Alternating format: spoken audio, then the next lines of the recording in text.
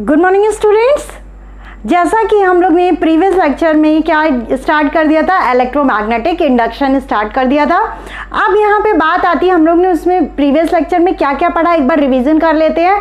हम लोग ने मैग्नेटिक फ्लक्स के बारे में पढ़ा, ठीक है, उसकी यूनिट्स पढ़ी। उसके बाद हम लोग ने क्या देखा, हम लोग ने फैराडेज के एक्सपेरिमेंट देखे और उसके दो लॉ देखे, ठीक है। फर्स्ट लॉ हमारा फैराडेज का क्या था कि हम लोग मैग्नेटिक फ्लक्स को अगर चेंज करते हैं, ठीक है, अगर मैग्नेटिक फ्लक्स चेंज होता है तो वहां पे करंट फ्लो करेगा, एक ईएमएफ इंड्यूस्ड हो जाएगा, ठीक है, एक ईएमएफ प्रोड्यूस होता है जिसको इंड्यूस्ड ईएमएफ कहते हैं, ठीक है। नेक्स्ट हम लोग ने देखा कि अगर जो है हमारा इंड्यूस्ड ईएमएफ फॉर्म हो गया, करंट फ्लो करने लगा, तो जो हमारा ईएमएफ होता है वो negative of rate of change of flux होगा, ठीक है। अब यहाँ से बात आती है, हमने एक लास्ट में इक्वेशन बेटा लिखवाई थी, E is equal to minus n d phi by d t. यहाँ से हम लोग कंटिन्यू करेंगे। देखिए ये आपको जो लिखवाया गया था, देखिए यहाँ पे दो चीजें आएंगी। पहले तो एवरेज ईएमएफ, अगर आपको ईएमएफ एवरेज निकालना होगा तो आप क्या करो, लिखोगे E is equal to minus n delta phi upon delta t, ठीक है। याद है दो इक्वेशन दी रहती थी जैसे करंट में करते थे, ठीक है। मान लीजिए 2 to 4 सेकेंड के बीच में निकालना रहता था तो 4 रखते थे पूरी इक्वेशन में, फिर 2 रखते थे, फिर उसको माइनस कर देते थे, ठीक है। ये आपका एवरेज ईएमएफ आ जाता है। अगर लिमिट लेते हैं, limit delta t tends to 0, इसका मतलब क्या होता है, जो चेंज इन टाइम है, मतलब 2 to 4 हो रहा था, आपको इंस्टेंट पे किसी निकालना है, ठीक है, इंस्टेंट पे निकालना है, मतलब इंस्टेंटेनियस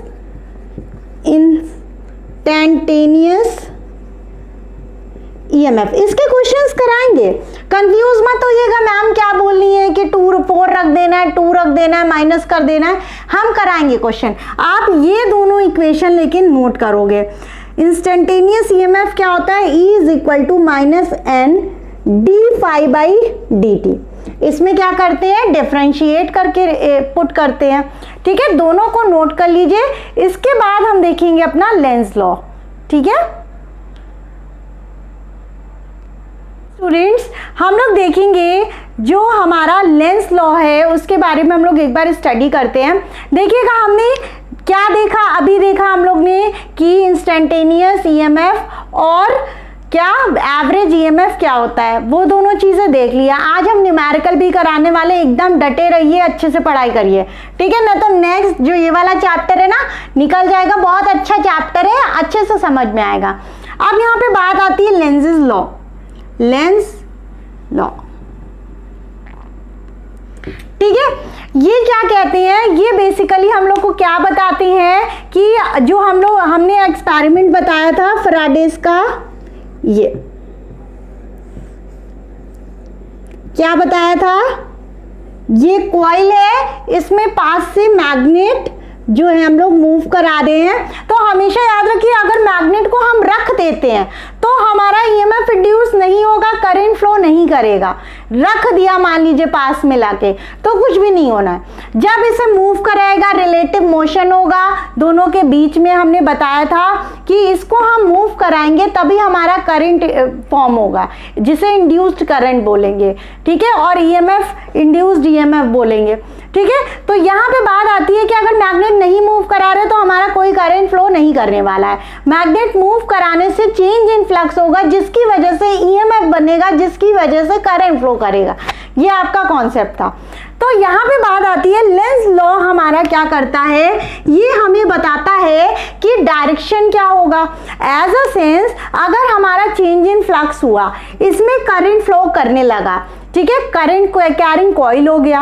अब करंट कैरिंग कॉइल हो गया तो वो क्या करेगा, अपने अराउंड मैग्नेटिक फील्ड जनरेट करेगा। यही तो प्रीवियस चैप्टर में पढ़ रहे थे, है ना। अब यहाँ पे बात आती है कि करंट का डायरेक्शन जो है क्या हो सकता है, ऐसे भी हो सकता है, क्लॉकवाइज, एंटी क्लॉकवाइज, ये मुद्दा आता है। तो लेंस लॉ मेनली आपको क्या बताएगा, आपको डायरेक्शन बताएगा। पहले हम कॉन्सेप्ट बता दे रहे हैं बेटा, ठीक है। लेंस लॉ आपका क्या बताता है, डायरेक्शन बताता है। एज अ सेंस अगर आपकी यहाँ पे मैग्नेटिक फील्ड फॉर्म हुई तो एज अ मैग्नेट ये कॉइल बिहेव करेगी। तो यहाँ पे नॉर्थ, ये वाला हिस्सा जो फ्रंट पे होगा मैग्नेट के, नॉर्थ होगा कि साउथ होगा, ये हमारा मुद्दा बनता है और यही मुद्दा इन्होंने क्लियर कराया। ठीक है, अब यहाँ पे बात आती है, यहाँ पे हमें दो एजम्पशन करने पड़ेंगे। देखिए बेटा, दो एजम्पशन हमें करने पड़ेंगे। उसके लिए देखिए, जब हमने इसे मूव कराया, ठीक है, हमने नहीं करा एक्सपेरिमेंट, लेंस लॉ जो था उसने बेसिकली डायरेक्शन क्लियर करा कि कैसे क्लियर होगा। तो हमारा जब ये मूव कराया हमने, ठीक है, मूव कराया, तो बात ये आती है कि यहाँ पे नॉर्थ होगा कि साउथ। तो यहाँ पे इन्होंने दो एजम्पशन बताए और एक को उन्होंने क्लियर करा कि ये क्यों गलत है। ठीक है, अब यहाँ पे बात आती है, ये भी बताएगा कि ईएमएफ में minus n delta phi upon delta t क्यों लिखा गया था, माइनस क्यों आया। तो अब यहाँ पे ध्यान दीजिएगा बेटा कि अगर मान लीजिए एजम्पशन 1 लेते हैं हम लोग, ठीक है, ये क्या बनाता है, डायरेक्शन बताता है, बनाता नहीं है, ठीक है, बनाएगा कुछ नहीं। ठीक है, यहाँ पे बात आती है कि हम ले लेते हैं एजम्पशन में, ठीक है, जो कॉइल का जो पोर्शन है, फ्रंट पोर्शन है, वो क्या होगा, मैग्नेट को अगर फेस कर रहा है। ठीक है, जो मान लीजिए ये कॉइल है, ये कॉइल है, ठीक है, यहां से मैग्नेट आ रहा है, तो ये वाला जो पोर्शन है, समझ रहे, ये कॉइल है और इधर से मैग्नेट आ रहा है, तो फ्रंट में इधर वाला पोर्शन आएगा कॉइल का, है ना, ये इधर वाला पोर्शन रहेगा कि नहीं रहेगा, ये मैग्नेट आ रहा है, ये इधर वाला पोर्शन रहेगा। अगर ये कॉइल को आपकी तरफ ऐसे घुमा देते हैं तो फ्रंट पे हम क्या मान लेते हैं, यहाँ पे साउथ है और यहाँ पे नॉर्थ है, समझ रहे हो, ये मैग्नेट आ रहा है और ये कॉइल है। तो हमने क्या करा, जो इधर वाला पोर्शन है कॉइल का, ठीक है, इधर वाला, उसको क्या मान लिया, साउथ मान लिया और इधर नॉर्थ मान लिया। अब मुद्दा ये आता है, अगर ये फ्रंट का ये ऐसे है, ठीक है, ये ऐसे रखी हुई है, समझ रहे 3D में, ये कॉइल है और ये आ रहा है, ठीक है, ये आ रहा है। तो अब मान लीजिए कि हमने जरा इसके पास ले आया, ठीक है, वो क्या करेगा कि साउथ है, ये नॉर्थ है, ठीक है, ये साउथ है, ये नॉर्थ है, तो ये क्या करेंगे, अट्रैक्ट करेंगे। आप ऐसे पास में लेके गए, अट्रैक्ट कर दिया, ठीक है। अब बात आई यहाँ पे कि यहाँ पे क्या हुआ, करंट फॉर्म हो गया, करंट फॉर्म हो गया। तो यहाँ पे देखिएगा, अगर हम बल्ब लगा देते, मान लीजिए यहाँ पे एक बल्ब लगा देते हैं, तो ये बल्ब जल जाएगा, जल तो जाएगा, लेकिन यहाँ पे बात आती है कि हमने क्या वर्क डन किया इसे यहाँ से यहाँ लाने में, नहीं, हमने पास रख दिया इसके, मान लीजिए, और ये अट्रैक्ट करेगा क्योंकि साउथ है या नॉर्थ है, समझ गए। अब यहाँ पे बात आती है, करंट तो आ जाएगा, ठीक है, बल्ब तो ग्लो करेगा, बल्ब विल ग्लो करेगा, और जिसकी वजह से पावर जनरेट होगी, आई स्क्वायर आर, समझ रहे हो, आई स्क्वायर आर। अब बात आता है, पावर का फॉर्मूला आप लोगों ने पढ़ा होगा, power is equal to work done upon time या एनर्जी अपॉन टाइम, ठीक है। अब यहाँ पे मुद्दा ये आता है कि आपने वर्क डन तो यहाँ पे किया ही नहीं, आपने तो बेसिकली यहाँ ला के रख दिया।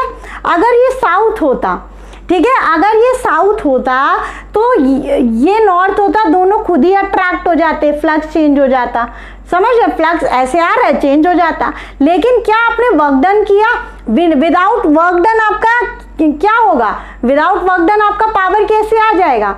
यही तो law of conservation of energy है कि हम कुछ करते हैं वो दूसरे फॉर्म में चेंज होता है, कुछ करते हैं as sense energy can neither be created nor be destroyed but can change from one form to another. अगर हमने वर्क डन ही नहीं करा तो वो इलेक्ट्रिकल एनर्जी में कहाँ से चेंज हो जाएगा, ठीक है, ये होता है कॉन्सेप्ट, ठीक है। अब इसको लिख लीजिए, तो ये क्या करता है, does not follow law of conservation of energy. देखो बच्चों, आप लोग नोट्स बना रहे हो तो इसे क्या करो, कोने में लिख लो या लिख लोगे कॉपी में, कोई दिक्कत नहीं, पढ़ना आपको है, लेकिन एग्जाम में जो हम स्टेटमेंट लिखवाएंगे वो लिखेंगे।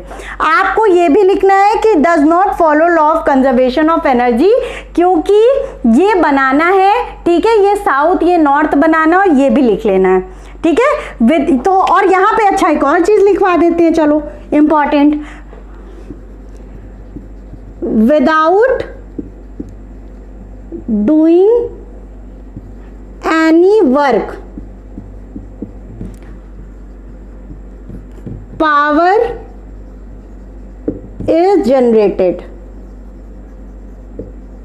ठीक है, यही तो होता है, ये नहीं होना चाहिए। क्यों, नोट करके लिख लीजिए कि law of conservation of energy क्यों नहीं फॉलो कर रहा है भाई, तो यहां पे लिख लीजिएगा without doing any work power is generated, इसलिए नहीं फॉलो कर रहा है। समझ गए? तो इसका मतलब ये हो गया कि अगर ये आ रहा है, ठीक है, तो इसका मतलब ये हो गया ये साउथ नहीं होगा, तो यहां पे क्या होना चाहिए, नॉर्थ होना चाहिए, और यहाँ पे भी यहाँ पे साउथ होना चाहिए।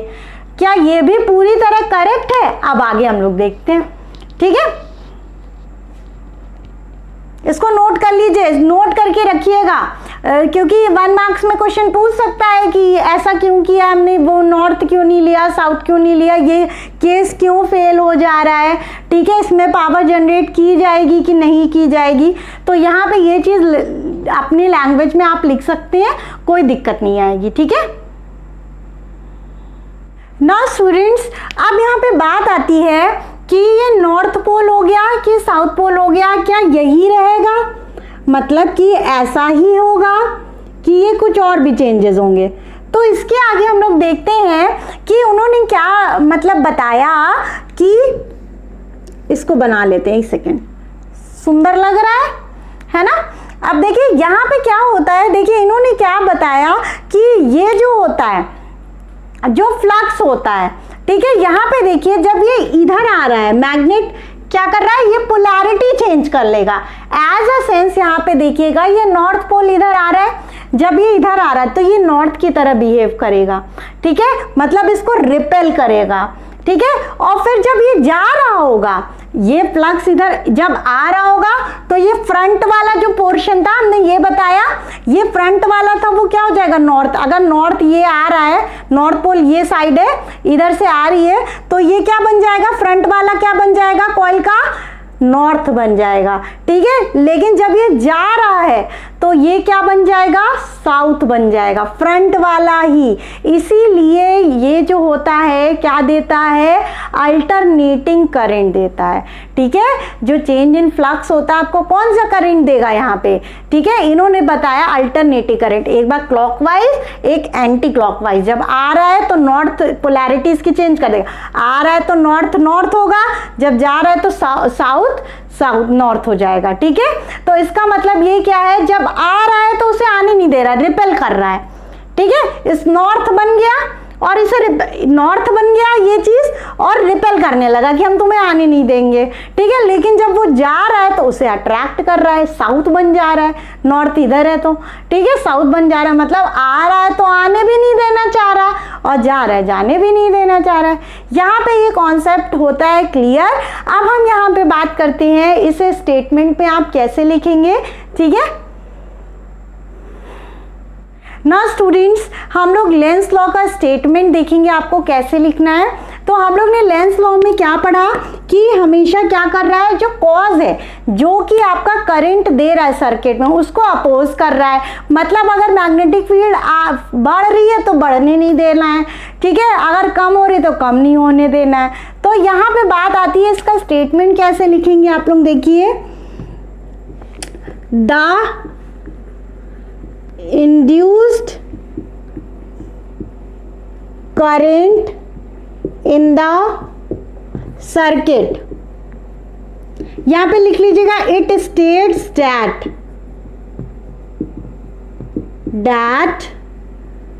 it states that the induced current in the circuit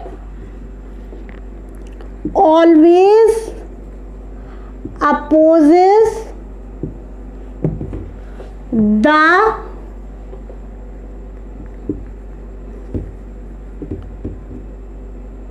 always opposes the change or always opposes the change or the cause, ठीक है, the cause that produces it, जो उसे प्रोड्यूस कर रहा है, ठीक है, मैग्नेट प्रोड्यूस कर रहा है, नॉर्थ इधर आ रहा है तो नॉर्थ को क्या करेगा, रिपेल करेगा। तो हमेशा याद रखिएगा जो इंड्यूस्ड करंट है सर्किट में वो हमेशा अपोज करेगा जो मैग्नेटिक फ्लक्स में चेंज हो रहा है उसको, ठीक है, और the cause that produces it, ठीक है, जो कॉज उसको प्रोड्यूस कर रहा है उसको हमेशा अपोज करता है। ये तो हो गया आपका जनरल स्टेटमेंट। मैथमेटिकली आप इसे कैसे लिखेंगे, कली ई एवरेज लिख लीजिएगा, यहाँ पे delta and minus and delta phi by delta t, और यहाँ पे इंस्टेंटेनियस लिखना होगा तो minus n d phi by d t, ठीक है। ये दोनों स्टेटमेंट लिख लीजिएगा, वे यहाँ पे delta t tends to 0 limit लगा के, ठीक है। ये हो गया आपका स्टेटमेंट और आपको एकदम ऐसे ही लिखना है। और अब हम जा रहे हैं अपना न्यूमेरिकल करने, ठीक है, इसको नोट डाउन कर लीजिएगा। Students this is our first question, तो इसे नोट डाउन कर लीजिएगा। हमेशा याद रखिए हम बोलते हैं क्वेश्चन जरूर लिखा करिए, ठीक है, नोट्स में जब रिवीजन करेंगे तो बहुत आसानी होगी, मेरी बात माना करिए थोड़ी सी, ठीक है। The magnetic flux through a coil perpendicular to its plane and directed into paper is varying according to the relation phi is equal to 10t square plus 20t plus 10 milliweber, ठीक है, यहाँ तक समझ गए। Calculate the EMF induced in the loop at t is equal to 2 second. अब आपको क्या दिया है, फाई की इक्वेशन। अब यहाँ पे देखिएगा, पहली बात समझिए कि आपको इंस्टेंट पे निकालना है, एक पर्टिकुलर सेकेंड पे निकालना है। कौन से कितने सेकेंड पे, 2 सेकेंड पे आपको क्या निकालना है, EMF इंड्यूस बताना है। अब आपने जैसा कि पढ़ चुके हैं ऑलरेडी, तो इंस्टेंटेनियस का E क्या होता है, minus d phi by d t, ठीक है, minus d phi by d t, ये होता है मॉड में। हमेशा याद रखिए ये जो होता है अंदर की साइड जो लिखेंगे ये हमेशा किस में होता है, मॉड में, ठीक है। अब यहाँ पे बात आती है कि अब क्या करेंगे, d phi by d t कैसे निकालेंगे, d phi by d t निकाल लो। D phi by d t मतलब इसे क्या करो, डिफ्रेंशिएट कर दो। तो डी डी टी ऑफ क्या कर दोगे, डी फाई, फाई की जगह क्या रख दोगे, 10t square plus 20t plus 10। इस तरह के सवाल हम करा भी चुके हैं।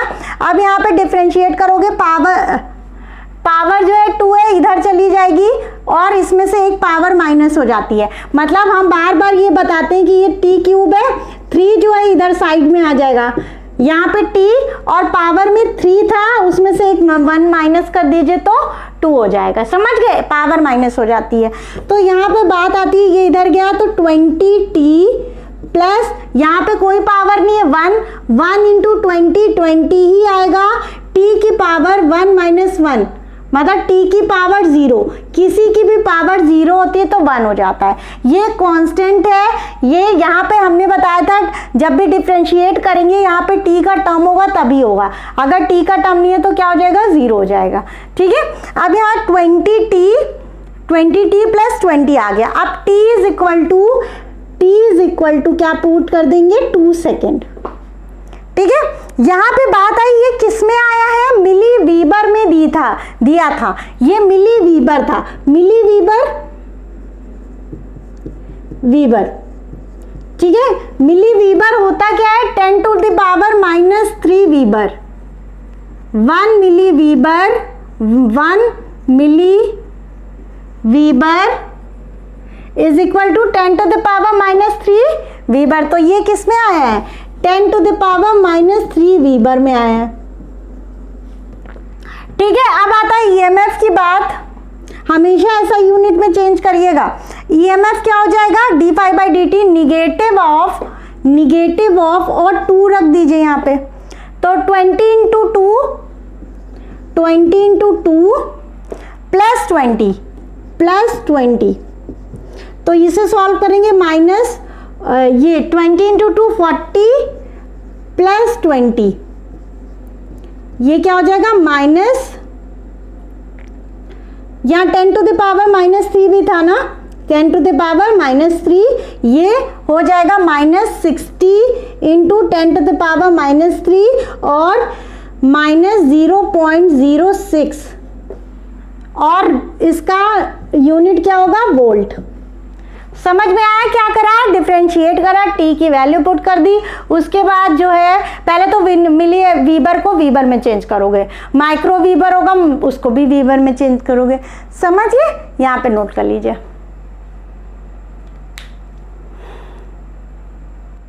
Students, this is our next question. बहुत ही इंपॉर्टेंट क्वेश्चन है और बच्चों हम इसलिए भी बोलते हैं क्वेश्चन को क्योंकि कई स्पॉट आता है, बहुत ज़्यादा चमक शाइन, बल्ब जो होता है एलईडी तो उसका स्पॉट आ जाता है तो कुछ स्किप हो जाता है। जैसे किरचॉफ बता रहे थे तो एक बार हुआ था, फिर हमें एडिट करना पड़ा, बहुत टाइम टेकिंग हो जाता है और आप लोगों को भी परेशानी होती है।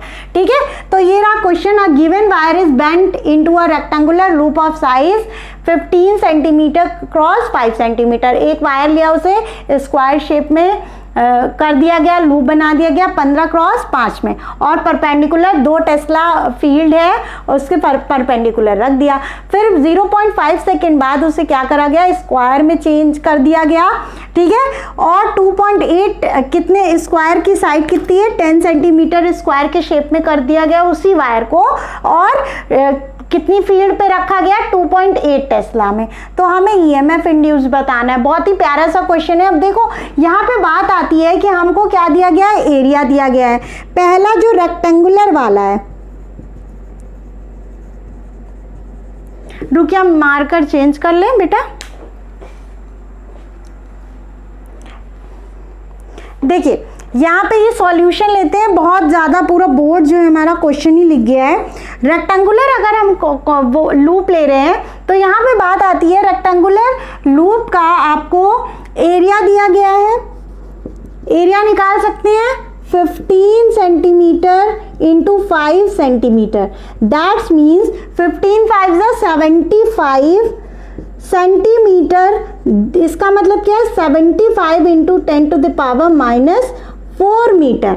सेंटीमीटर स्क्वायर हो जाएगा ना, सॉरी यहाँ पे सेंटीमीटर स्क्वायर हो जाएगा तो उसे चेंज करेंगे तो 75 into 10 to the power -4 metre में आ जाएगा यहाँ। और इसे रखा, मैग्नेटिक फील्ड कितनी रखी गई है? कितनी मैग्नेटिक फील्ड में रखा गया है? 2.0 टेस्ला।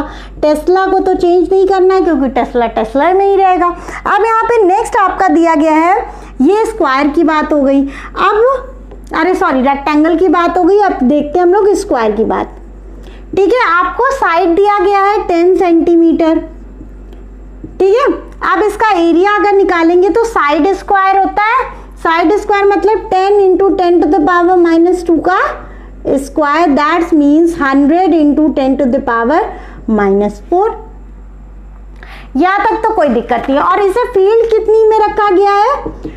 2.8 में, 2.8 टेस्ला में रखा गया है। अब आपको पता है फ्लक्स का फॉर्मूला। अब आपको फ्लक्स निकालना है। ठीक है, फ्लक्स का फॉर्मूला पता है B.A बताए थे। परपेंडिकुलर रखा गया है तो थीटा आपका क्या हो जाएगा? 90 जो कि 1 होता है। समझ में आया? ये तो फॉर्मूला पता ही होगा ना। यहाँ पे लिख देते हैं, देखिएगा flux is equal to B.A या BA cos थीटा। परपेंडिकुलर रखा गया है तो थीटा 90 हो जाएगा, मतलब B.A या B इंटू A। अब यहाँ पे बात आती है, पहला फ्लक्स निकालेंगे, φ1 निकालेंगे आप। φ1 कितना आएगा? 2 into 75 into 10 to the power -4। 2 into 75 into 10 to the power -4, जो कि होता है कितना आएगा 75 इंटू 2 कितना होता है 150, 150 इंटू 10 टू द पावर -4, ठीक है वीबर। नाउ नेक्स्ट आता है आपका φ2 निकालेंगे। φ2 कितना आएगा इतना इंटू इतना, बी डॉट ए वाला कॉन्सेप्ट लगाएंगे 100 इंटू 10 टू द पावर -4 और इंटू 2.8, तो यहां से कितना हो जाएगा 280 into 10 to the power -4 weber. यहां पे भी वीबर लिख लीजिएगा यूनिट।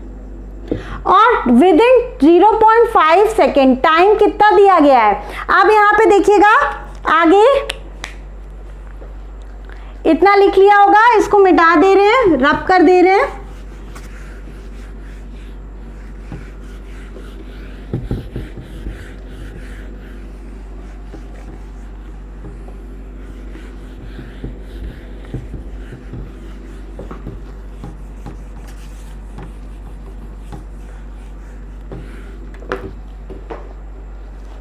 यहां पे देखिएगा ये आ गया।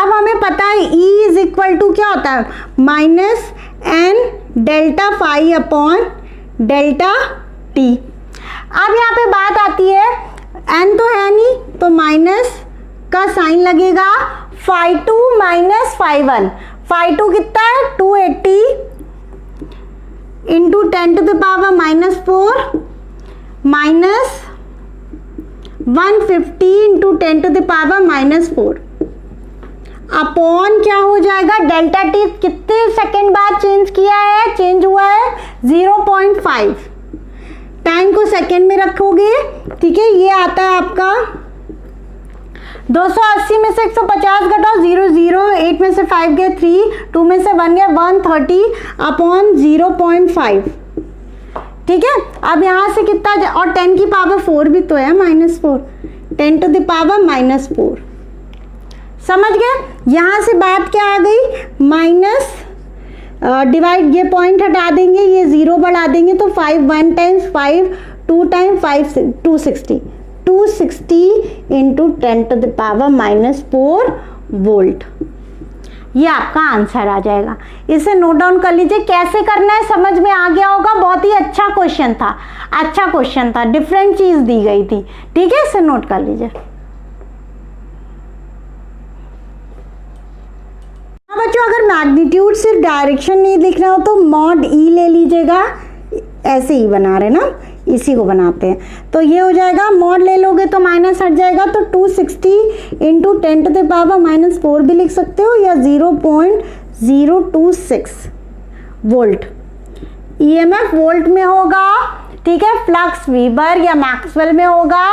अच्छा, अब आप हमें ये बताएंगे कि हम weber 1 weber is equal to कितने मैक्सवेल होते हैं, ये आपको याद भी करना है। और सर्च तो करेंगे, गूगल बाबा जिंदाबाद है ना, तुरंत गूगल में सर्च मारते हैं। कई बच्चे तो एकदम छाप के आंसर देते हैं, हम समझ जाते हैं लेकिन कुछ बोलते नहीं है। आप लोग तो समझते ही होंगे, चीटिंग नहीं करते, मत दो आंसर, क्या दो मैम नहीं आता, मैम बताएंगी ना, मैम है किस लिए, है ना। अब ये नहीं कि छोटी छोटी चीज फर्स्ट चैप्टर की उठा के मैम कूलम्स लॉ नहीं आता तो पिटाई भी करेंगे नहीं आता, समझ गए। ये हो गया खत्म। Hello students, kindly watch my other videos and don't forget to subscribe, like and also share my videos with your friends.